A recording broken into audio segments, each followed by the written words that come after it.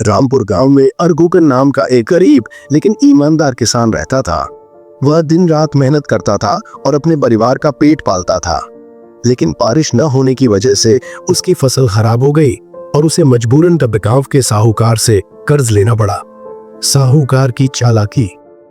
साहूकार बहुत लालची और धोखेबाज था। उसने रघु को कर्ज तो दिया, लेकिन एक शर्त रखी, अगर 1 साल में कर्ज नहीं चुकाया तो तुम्हारी सारी जमीन मेरी हो जाएगी। रघु परेशान होकर सोचने लगा। तभी उसकी धर्मपत्नी ने उसे एक तरकीब बताई। अगले दिन रघु गांव के बंचों के पास गया और सबके सामने साहूकार से कहा, मुझे आपकी बात माननी है, लेकिन पहले मुझे यह समझाइए कि मेरी जमीन आप कैसे लेंगे।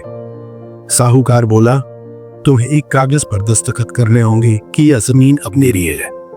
रघु बोला, ठीक है, लेकिन एक शर्त है, यह कागज मुझे अपनी जमीन पर ही साइन करना होगा और मैं अपनी जमीन में तभी खड़ा हो सकता हूँ जब वह मेरी हो। साहूकार चकरा गया।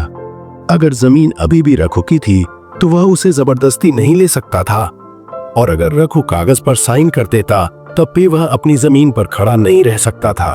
गांव के पंचों ने समझ लिया कि बन साहूकार बेईमानी कर रहा था और उन्होंने फैसला सुनाया कि रघु की जमीन कोई नहीं छीन सकता।